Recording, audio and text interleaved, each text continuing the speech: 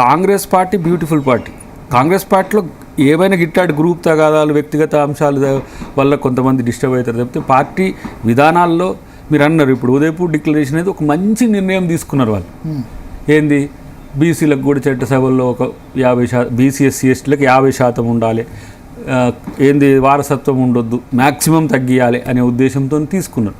సాధ్యమైనంత వరకు వాటిని అమలు చేసే ప్రయత్నం చేస్తారు.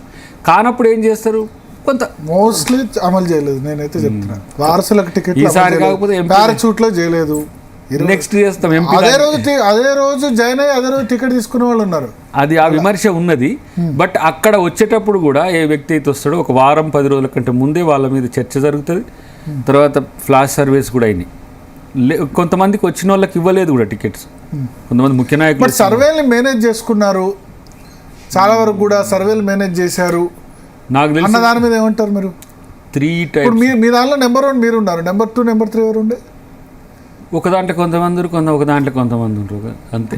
ప్రతి సర్వేలో నాకు తెలిసిన సమాచారం అంటే తెలుసుంటే నాకు ఎవరు ఇట్లా చూపించలేదు, కానీ సర్వేస్లలో నేను దేంట్లో కూడా టాప్లో ఉంటా. కానీ సామాజిక సమీకరణం ఒకటి. రెండవది ఏంటంటే ఈ సర్వేస్ కూడా సింగిల్ లెవెల్ సర్వేస్ అయితే సస్పెక్ట్ చేయొచ్చు.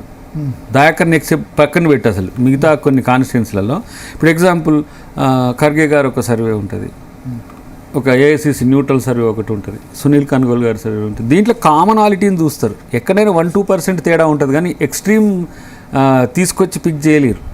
ఆ పరిస్థితుల్లో దాంట్లో కమ్యూనిటీయే కాదు, తర్వాత అక్కడ క్యాండిడేట్ని కూడా కన్సిడర్ చేసింది. కాబట్టి ఏది ఏమైనా వాళ్ళు ఒక డిసిషన్ తీసుకున్నారు అని అంటే అంత వేగంగా అయితే తీసుకోలేదని నా ఉద్దేశం. బట్ పొన్నాల లక్ష్మయ్య లాంటి వాళ్ళు టికెట్ రాకపోవడం రాదు అన్న హట్ అయ్యి బయటకు పోయిన సిచ్యువేషన్ ఉంది. ఎట్లా చూస్తారు? పార్టీలో దాదాపు 45 సంవత్సరాలు పీసీసీగా కూడా ఉన్నారు. అది కొంచెం కొన్ని ఇట్లలో రాకముందే వెళ్ళిండ్రు వారు, అసలు ఉండాల్సింది హ్యూమిలేట్ చేశారు అంటారు. ఇక ఇప్పుడు రెడ్డి సంబంధించిన నేతలకు అపాయింట్మెంట్లు ఇచ్చారు.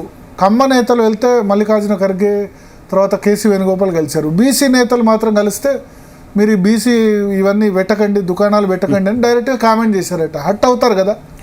కాదు, కానీ ఒకటి చెప్పాల్సింది 34 సీట్లు బీసీలకు ఇస్తామన్నారు, మళ్ళీ చూస్తే 23-24 ఇచ్చారు టీఆర్ఎస్తో సమానంగా. అవతల బీజేపీ 40 సీట్లు ఇచ్చింది. ఒక్కటి భరత్ భాయ్, నేనేమంటున్నానంటే రాజకీయము విభిన్న కోణాల నుంచి కుట్రలు ఉంటాయి.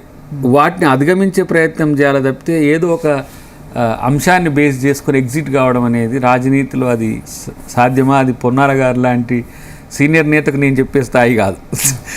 అంటే ఆయన చాలా రాజకీయ దురంధరుడు, వారి ఆధ్వర్యంలో కూడా పనిచేసినాం, వారే నాకు ఫస్ట్ బీఫామ్ ఇచ్చింది వారే. బట్ హ్యూమిలియేషన్ అనే దానికంటే కూడా తనను చాలా ఎక్కువ తను యాక్చువల్గా పార్టీలో అందరికంటే కూడా సీనియర్లలో ఒక 10 మంది ఉంటే వారొకరు. దాన్ని పరిష్కరించుకునే అవకాశం కూడా వారికి ఉండే, కానీ